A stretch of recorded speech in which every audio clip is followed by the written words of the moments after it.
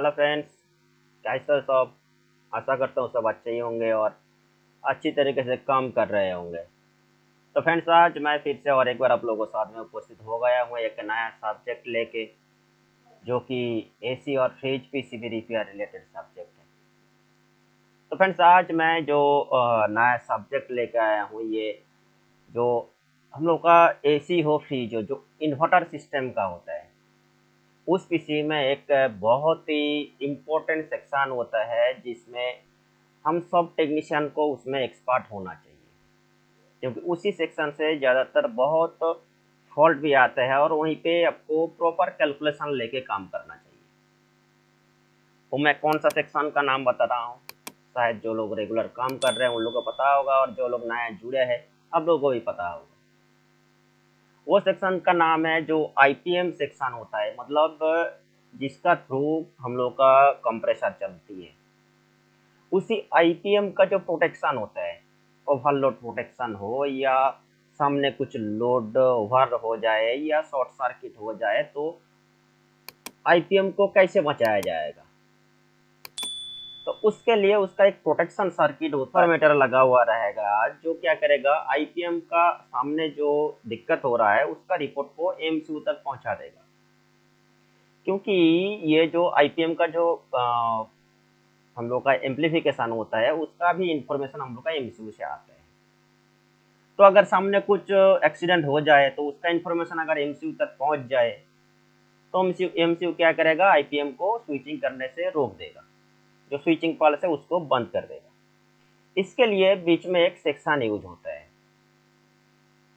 एक operational amplifier use होता है, जिसका थ्रू ये क्या करता है, आईपीएम का सामने विदाउट लोड में वो कैलकुलेशन कर लेता है कि कितना एम्पियर का सामने लोड चल रहा है, या तो ओवरलोड तो हो नहीं रहा है।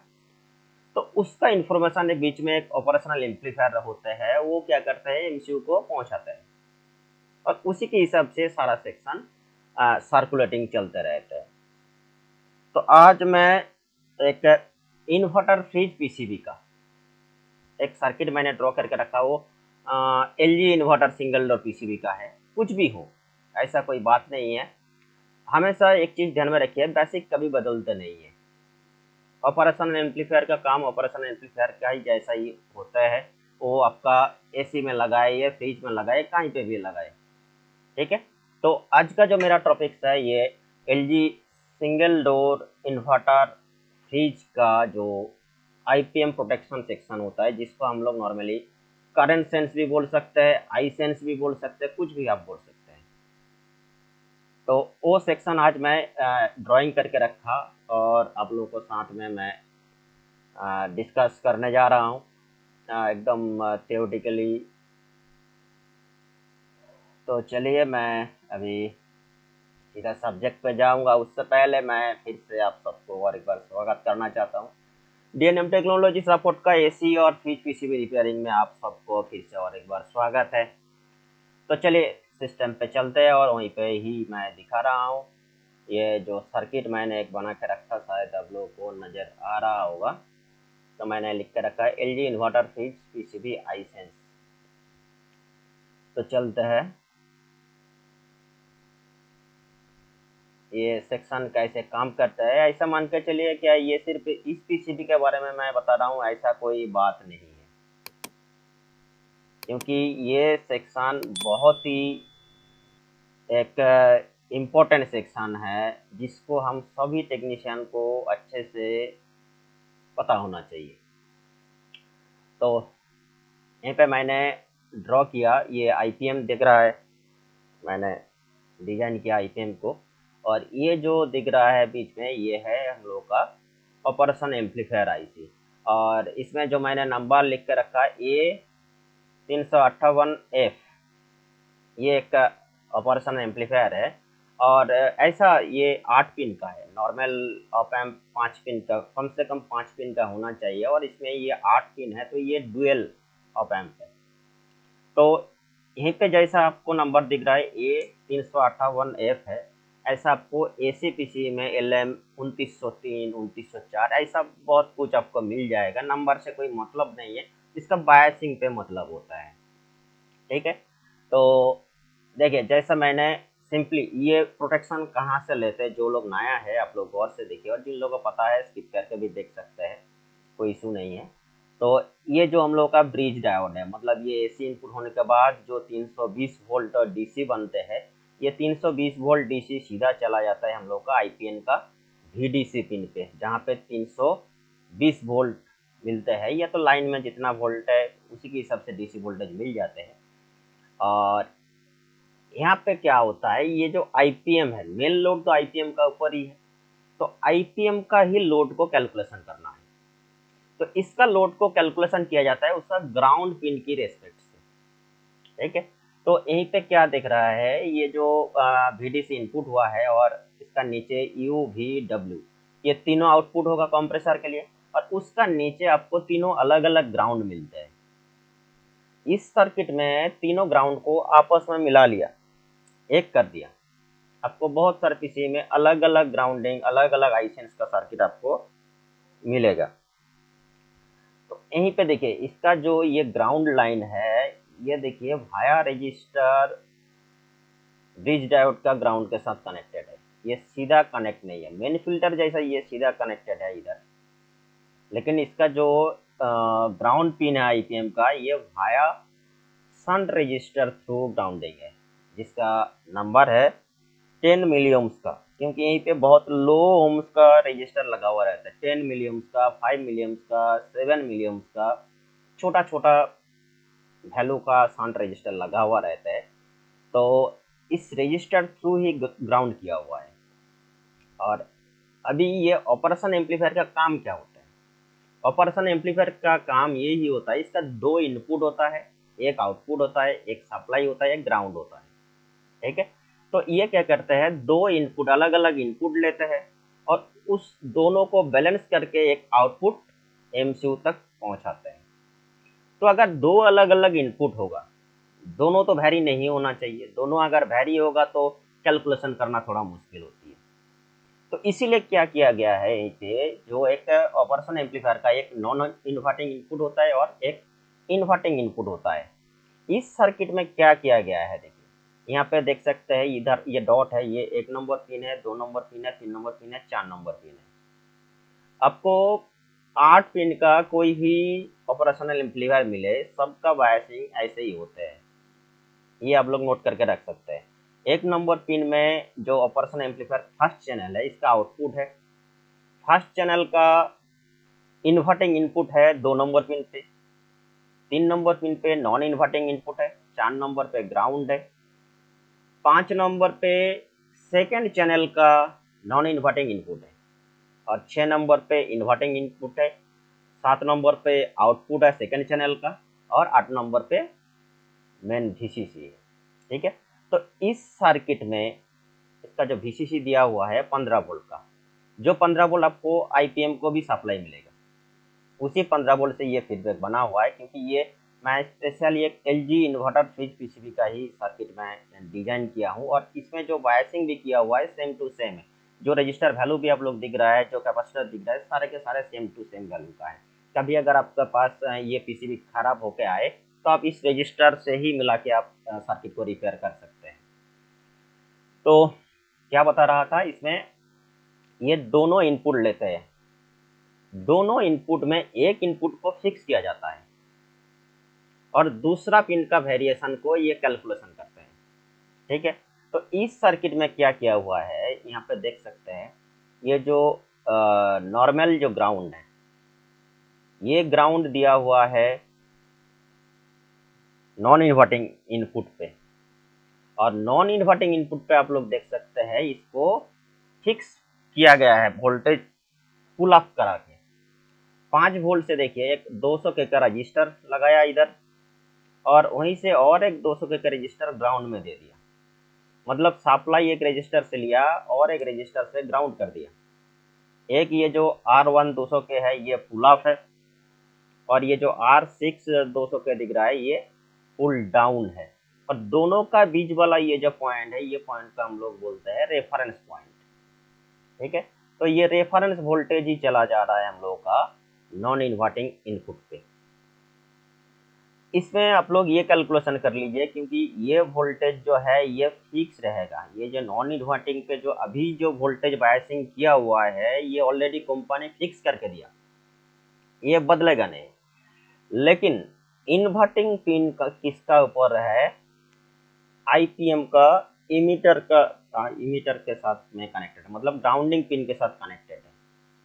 तो आईपीएम जब वर्किंग पे आएगा, लोड पे आएगा, तब क्या होगा, इसी जगह पे वोल्टेज इंक्रीज करेगा और उसी वोल्टेज आ जाएगा हम लोगों का इन्वर्टिंग इनपुट पे।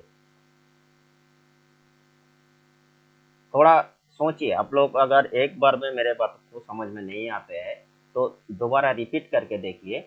यहाँ पे क्या किया गया है, नॉन इन्वर्टिंग पिन पे वोल्टेज डिवाइडर बना के वोल्टेज को फिक्स कर दिया, और जो इन्वर्टिंग पिन है इसमें हम लोगों को लोड के हिसाब में वोल्टेज वेरिएशन मिलेगा। लेकिन ये नॉन इन्वर्टिंग पिन पे वोल्टेज वेरिएशन नहीं हो, क्योंकि इसको फिक्स कर दिया गया है। तो अभी क्या होता है इस कंडीशन में, मान के चलिए अभी नॉन इन्वर्टिंग पे आपको वोल्टेज मिल रहा है। अभी इसमें आप अगर मेरे ट्रेनिंग पे लाइव आएंगे तो आपको भी ये वोल्टेज को पता चल जाएगा, क्योंकि वीडियो में आप लोग देख नहीं सकते, मैं इसमें वीडियो भी करंट भी फ्लो करवा रहा हूँ। तो ऐसा कंडीशन में आपको इस पॉइंट में, ये जो रेफरेंस में बता रहा हूँ, इस जगह पे आपको वोल्टेज मिलेगा 416 मिली वोल्ट, 416.61 जो मुझे दिखाई दे रहा है। तो ये वोल्टेज यहीं पे फिक्स रहेगा। लेकिन इस इन्वर्टिंग पिन पे लोड के हिसाब में वोल्टेज इंक्रीज डिक्रीज होगा, उसी के हिसाब से इसका आउटपुट मिल जाएगा एमसीयू वाईसी पे। नॉर्मल कंडीशन में मैं आप लोगों को एक इक्वेशन बता रहा हूँ। इस कंडीशन में अभी मान के चलिए आईपीएम चालू है, लेकिन इसका सामने लोड नहीं है, या तो कम लोड है, ज़्यादा लोड नहीं। तो अभी मान के चलिए ये नॉन इन्वर्टिंग पिन पे अभी वोल्टेज जो फिक्स है ये 416 मिली वोल्ट का फिक्स है। विदाउट लोड में आपको इन्वर्टिंग पिन पे उससे भी कम मिलेगा, मतलब 416 मिली वोल्ट से भी कम मिलेगा। जब लोड बढ़ते जाएगा, जब लोड बढ़ते जाएगा तो इन्वर्टिंग पिन पे, मतलब इसी पॉइंट पे जो 2 नंबर पिन पे आ रहा है, इसमें जब वोल्टेज इंक्रीज होगा धीरे धीरे करके, जब तक 416 क्रॉस नहीं हो रहा है, 416 मिली वोल्ट जो नॉन इन्वर्टिंग इनपुट पे अभी फिक्स किया गया है, इस कंडीशन में एमसीयू को आउटपुट मिलेगा पॉजिटिव वोल्टेज। अब मान के चलिए 1.5 से 2 वोल्ट 2.5 वोल्ट तक आपको वोल्टेज मिलते रहेगा। जब तक नॉन इन्वर्टिंग इनपुट से ज्यादा वोल्टेज इन्वर्टिंग पे नहीं आता है, तब तक एमसीयू को पॉजिटिव सप्लाई आउटपुट मिलेगा। मतलब अभी तक ओवरलोड हुआ नहीं। जब लोड बढ़ते बढ़ते ये इन्वर्टिंग इनपुट पिन पे नॉन इन्वर्टिंग से ज्यादा वोल्टेज आ जाएगा, तो ऑपरेशन एम्पलीफायर क्या करेगा, आउटपुट में जो सप्लाई दे रहा था उसको बंद कर देगा। अगर बंद कर देगा तो एमसीयू को पता क्या चलेगा, क्या सामने शायद कुछ ना कुछ इशू चल रहा है, अभी आईपीएम के लिए जो स्विचिंग पल्स है ये बंद कर देना है। ठीक है, तो इसी के हिसाब से एमसीयू क्या करता है, आईपीएम के स्विचिंग का जो पल्स है वो बंद कर देता है और आईपीएम को सेव कर देता है। ये एक्चुअल में ऑपरेशन एम्पलीफायर का ये सिस्टम में मेन थीम है, कैसे ये दोनों को बैलेंस करके कैसे आउटपुट देते हैं एमसीयू को, ये सिस्टम है। तो इसका बीच में आप लोगों को इस डिटेल्स भी बता रहा हूँ, उससे पहले एक चीज़ बताऊँ, शायद आप लोगों को थोड़ा बहुत पता चल गया है क्या,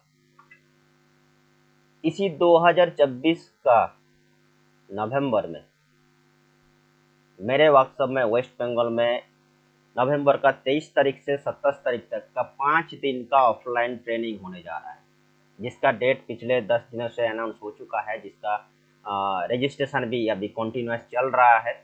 और इस बार टेक्नीशियन स्टूडेंट मैं सिर्फ ले रहा हूँ 35 स्टूडेंट। तो बहुत सारा ऑलरेडी बुकिंग हो चुका है।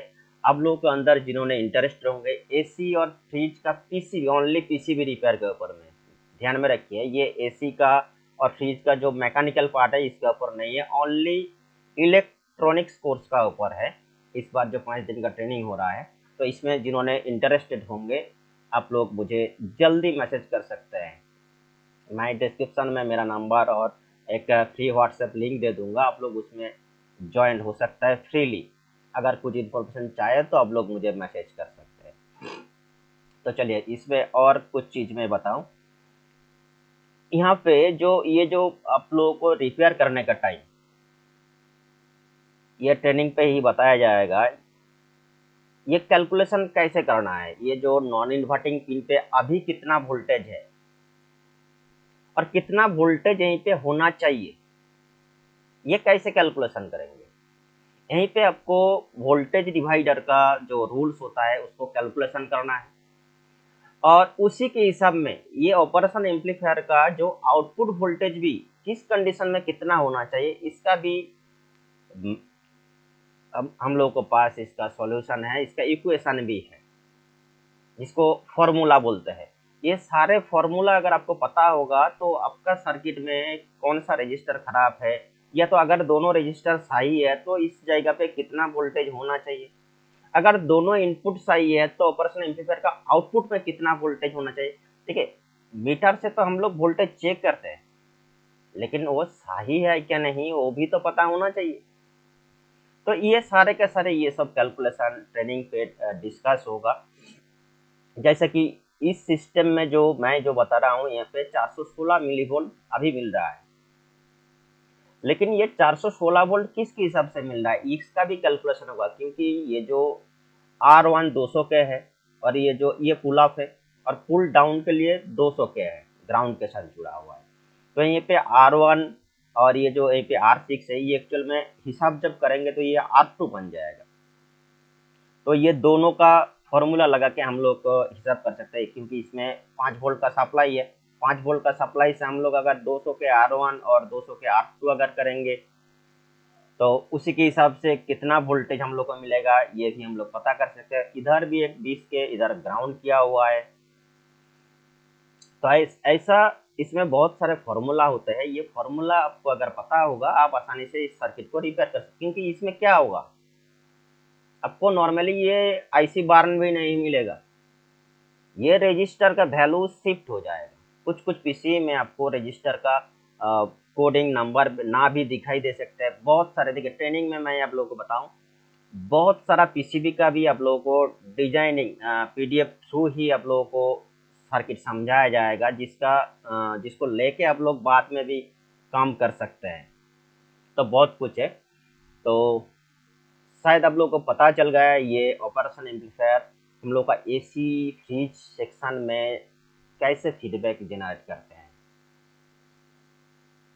तो शायद आप लोग को वीडियो पसंद आया होगा। अगर आप लोगों को वीडियो पसंद आए तो चैनल को सब्सक्राइब करें, लाइक करें, और अगर अपना दोस्त को भी दिखाना चाहते हैं तो वीडियो को शेयर भी कर सकते हैं, ये अपना मर्जी है। लेकिन आप लोगों को अगर कुछ रिक्वायरमेंट है, कुछ और सेक्शन के बारे में जानकारी चाहिए, तो आप लोग ज़रूर कमेंट कर सकते हैं यूट्यूब पे। और वीडियो कैसा लगा ये भी आप लोग ज़रूर कमेंट करें, ताकि मुझे आगे और भी, देखिए ये सब इन्फॉर्मेशन जो मैं आप लोगों को दे रहा हूँ, हो सकता है आप लोग देखा है क्या नहीं फ्री में यूट्यूब में, लेकिन मैं आप लोगों को साथ शेयर कर रहा हूँ। अगर आप लोगों को अच्छा लगे तो ज़रूर कमेंट करें, ताकि मैं और भी इंफॉर्मेटिव वीडियो आप लोगों को लिए फ्री में ही यूट्यूब में आपको घर बैठे ही पहुंचा दूंगा।